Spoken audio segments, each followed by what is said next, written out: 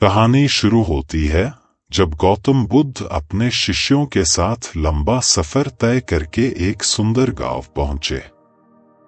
गौतम बुद्ध ने कुछ दिन उसी गांव में रुकने का निश्चय किया। गौतम बुद्ध के आने का समाचार गांव में आग की तरह फैलने लगा और कुछ ही देर में गौतम बुद्ध के आसपास लोगों इकट्ठा होने लगे और जमावट बढ़ने लगा। लोग कई तरह की समस्या लेकर वहां आने लगे। तभी एक बुजुर्ग रोते हुए गौतम बुद्ध के पास आए और कहा है, तथागत, मेरा बेटा कुछ काम नहीं करता, गरीबी और कठिनाइयों के लिए ईश्वर को दिन रात कोसता रहता है।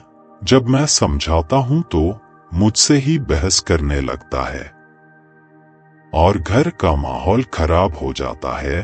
तथागत, मैं जानता हूं कि वह अपना नुकसान कर रहा है, लेकिन मुझे समझ नहीं आता कि मैं उसे सही रास्ते पर कैसे लाऊं।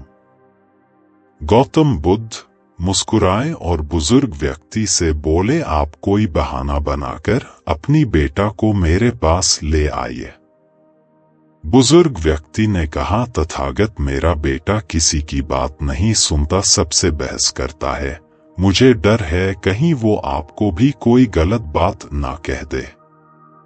बुद्ध मुस्कुराए और बोले, चिंता मत करो, तुम बस उससे कहना कि मैं उसकी सारी समस्याओं का समाधान कर दूंगा।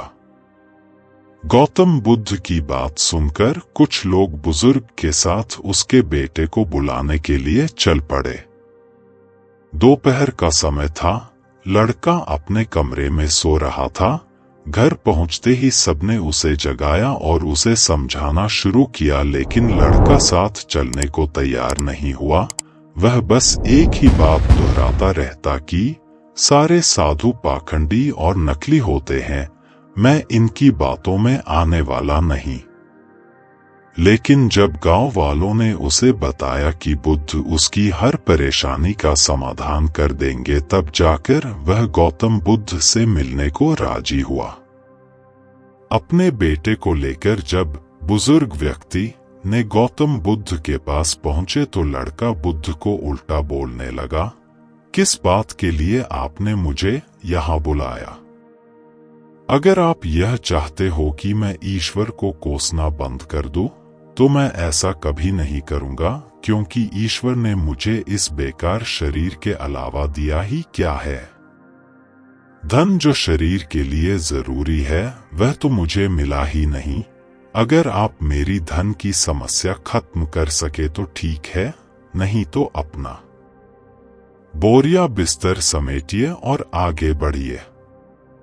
लड़के की बातें सुनकर गौतम बुद्ध मुस्कुराने लगे और बोले, मेरी दोस्त, मैं तुमसे ईश्वर की कोई बात नहीं करता, लेकिन याद रखो कि व्यक्ति के सुख और दुख का कारण उसके कर्म ही होते हैं।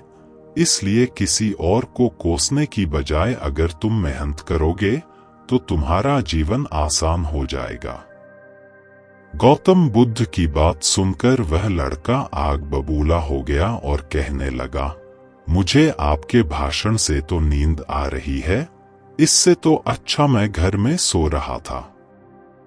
मैं यहाँ सिर्फ आपसे मदद के लिए आया हूँ। अगर आप मेरी समस्या हल कर सकते हैं तो कहे, नहीं तो गांव से चले जाइए। गौतम बुद्ध थोड़ी देर शांत रहे और समझ गए कि यह लड़का बेहद अड़ियल किस्म का है। गौतम बुद्ध उस नौजवान से बोले, मैं एक राजा को जानता हूँ और तुम्हें उससे धन दिलवा सकता हूँ, जिससे ना तुम केवल व्यापार वगैरह कर सको बल्कि इतना धन मिलेगा कि तुम अमीर बन जाओगे, लेकिन बदले में तुम्हें भी उसे कुछ देना होगा। वह लड़का बोला, मैं राजा को क्या दे सकता हूँ? मेरे पास तो कुछ भी नहीं है। गौतम बुद्ध ने कहा, राजा का एक पुत्र है जो जन्म से ही नेत्रहीन है।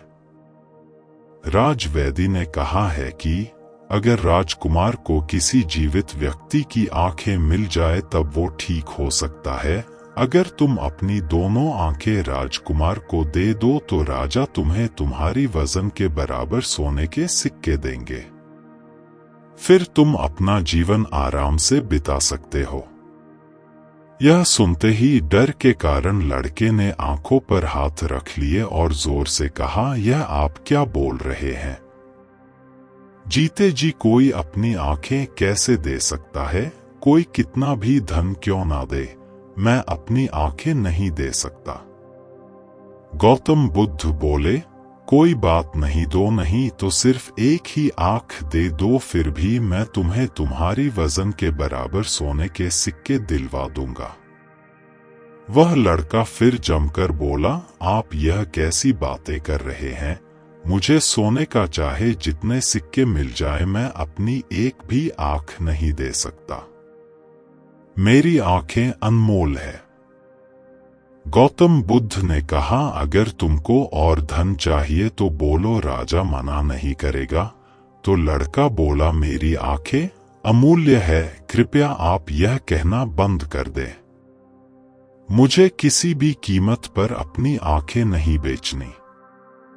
लड़के की बात सुनकर गौतम बुद्ध ने कहा, मेरे प्यारे दोस्त, अभी कुछ समय पहले ही तुम अपने शरीर को बेकार कह के कोस रहे थे और अब तुम कह रहे हो कि तुम्हारी आंखें अनमोल है। आंखें तुम्हारी शरीर का छोटा सा हिस्सा है। अगर तुम्हारी आंखें अनमोल है तो तुम्हारा शरीर कैसे बेकार हो सकता है?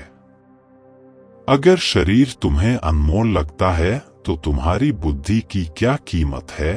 अगर यह सब अनमोल है तो जीवन शक्ति जो तुम्हें जिंदा रखे हुए हैं उसकी क्या कीमत है? सबसे बड़ी ताकत पहले से तुम्हारे पास है। गौतम बुद्ध के शब्द सुनकर उस लड़के की आंखों में आंसू आ गए। वो तथागत के चरणों में गिर के रोने लगा। फिर कहा, मैंने बहुत बार कोशिश की लेकिन मैं कुछ कर नहीं सका, इसलिए मैं इतना हताश और कड़वा हो गया। बुद्ध ने लड़के को उठाया और कहा, मेरे दोस्त, इंसान का जन्म बहुत कीमती है। केवल इंसान के पास ही इतना विवेक होता है कि वो सही गलत में अंतर कर सकता है। ताकतवर पशु पक्षियों में भी यह स्वतंत्रता नहीं है। इसलिए अपने शब्दों की ताकत को पहचानो और किस्मत को कोसना बंद करो। जब सर पर परेशानी आती है तो हम सब नकारात्मक हो जाते हैं और भूल जाते हैं कि हमारे पास कितनी सारी कीमती योग्यताएं हैं। गौतम बुद्ध कहते हैं कि बनाने और मिटाने दोनों की शक्ति हमारी शब्दों में है। जब शब्द सच्चाई और दया से भरे होते हैं तो पूरी दुनिया को बदल सकते हैं। इसलिए गौतम बुद्ध आगे कहते हैं कि अपनी जुबान को अच्छे शब्द सिखाओ, अपने मन को अच्छे विचार सिखाओ, आंख, कान, नाक सबको प्रशिक्षित करो। इंद्रियां बहुत अच्छी दोस्त बन सकती है। यह हमको दुखों से पार ले जाएगी और जो चाहे हम प्राप्त कर सकेंगे। यह सब हम ध्यान, योग, प्राणायाम, विपश्यना से सीख सकते हैं।